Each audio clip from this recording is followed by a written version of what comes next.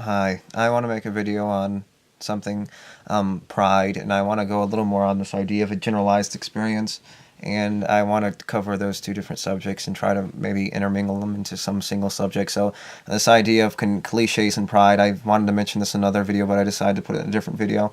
And the subject's about understanding contrivances in people's psychology and how they find some kind of pride or experience or something that they find valuable, even though the value they find is very superficial and serves no practical function. And this practical function serves nothing but a self-satisfying ego gratification that doesn't mean anything beyond your own psychology. And your psychology has no practical function other than serving the self-feeding biological mechanism. So we're just doing it to survive, but the survival creates this byproduct, and this byproduct has no function but to survive. So it's just a feedback mechanism, and the emptiness, and this breeds emptiness when you're trying to find something beyond it, and trying to find some kind of meaning beyond, oh, I have pretty eyes, or I have pretty hair, or I have pretty, my ball sack is pretty, my scrotum is pretty, oh, it's so pretty, then you're on looking at something else that's pretty. It's nothing more than the hope mechanism, the want mechanism, the desire mechanism. It's just you keep going around in circles, you keep chasing things, you keep chasing the same thing that's chasing you. You go around in a circle and you find something to contrive. And, and I guess another very specific thing I wanted to say is just because someone takes pride in silly notions of pride in something doesn't mean that they don't have their own unique and a very common thing.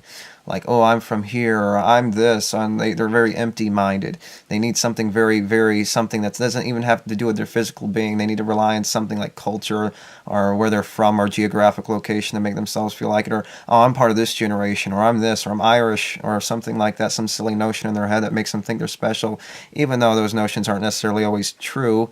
They are in many cases not. And their contrivances, and it goes back to the generalized experience thing. You're generalizing, okay, say you're Irish, but you're also African. You're also a human being. You're more this. Are you more Irish than you are human? I don't think so. Yeah, in many cases, we think we understand to a certain degree just how contrived these examples are and how closed off they are.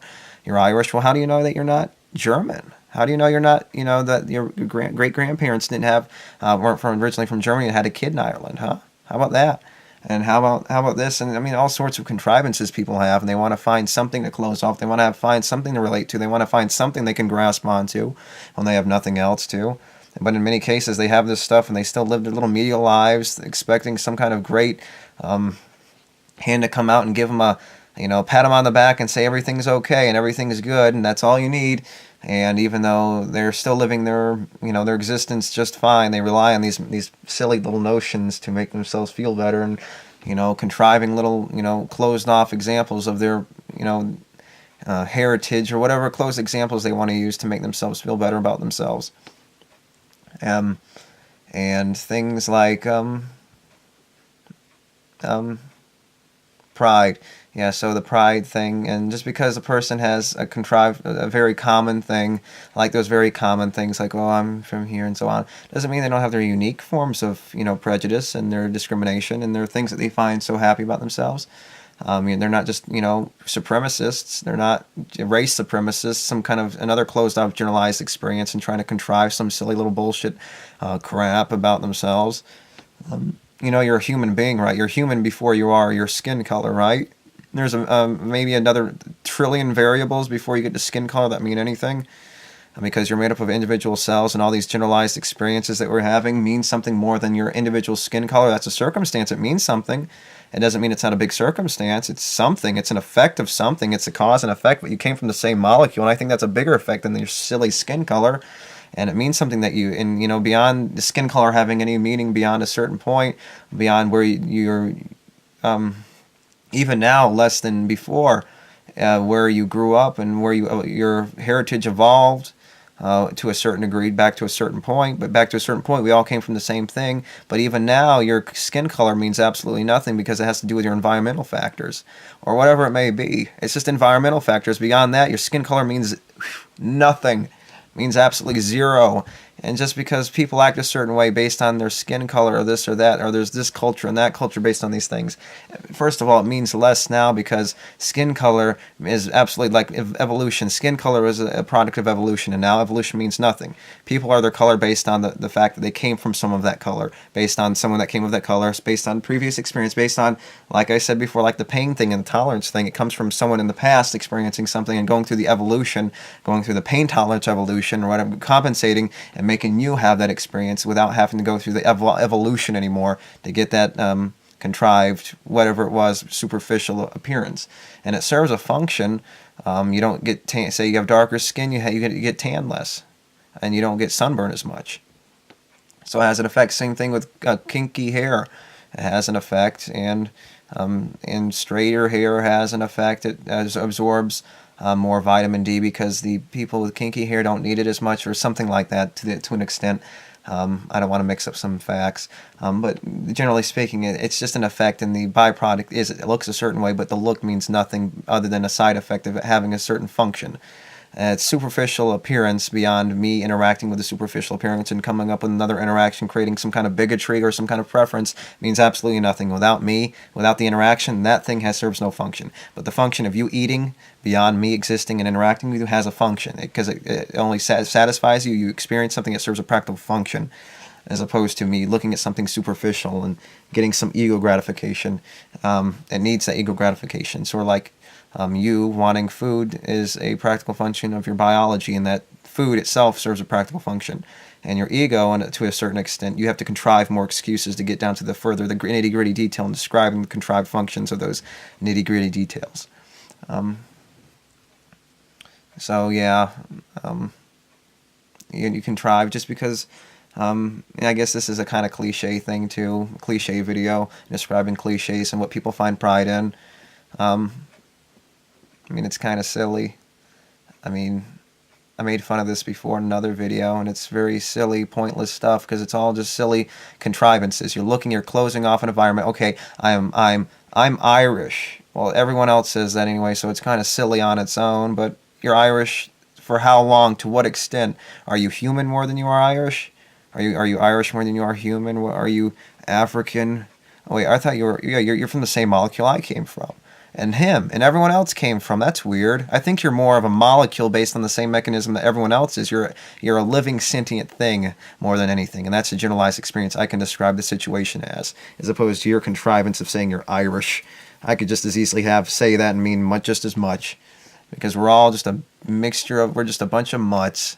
That's all we are. We're just a part of a DNA molecule, and that's all we are. Just replicating, serving the same silly practical function, and the only thing that's practical is the things that are the things that are practical. The only thing that means something are the practical things. And the practical things is you can eat, you can sexually reproduce, you have genitals, and you have an anus, and you can defecate, and you have a penis, or you have a vagina, and you can pee.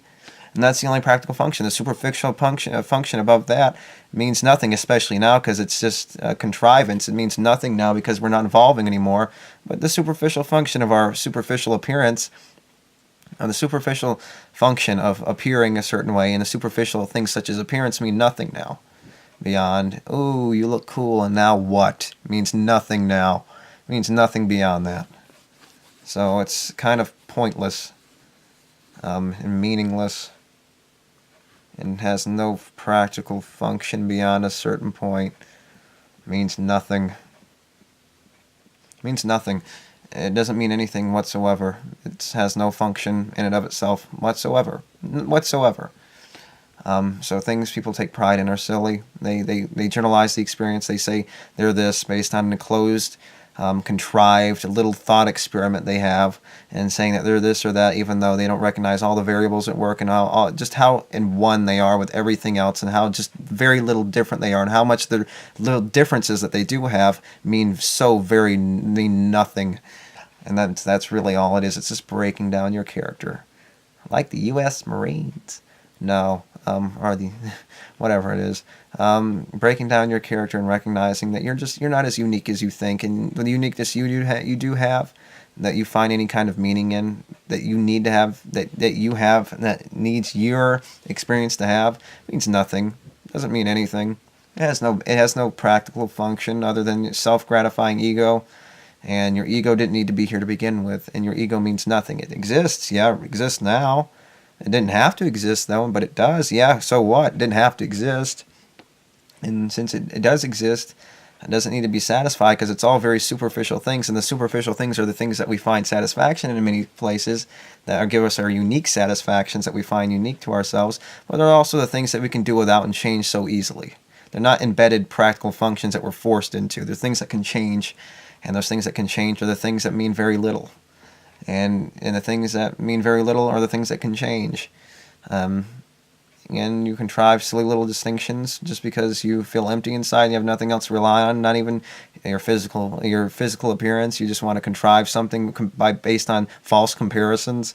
I look this way because I'm Irish, or I look this way because I'm this. I mean, no, you look that way because you're human, and you happen to be from this person or that person. And that person or this person is related to everyone else based on a single DNA molecule, based on your silly contrivance that created your silly contrivance, based on the molecule that created you wanting to be some kind of ego-gratifying, silly retard, and creating the circumstances that are here right now, based on the one way things would have happened. And that's the way they're happening right now. And they're going to continue to happen. So I think that's it. I don't want to go on and indulge in the subject. It's a very simple concept. There's nothing really to take pride in, because the pride leads nowhere. It's a road to nowhere. Pride's a road to nowhere.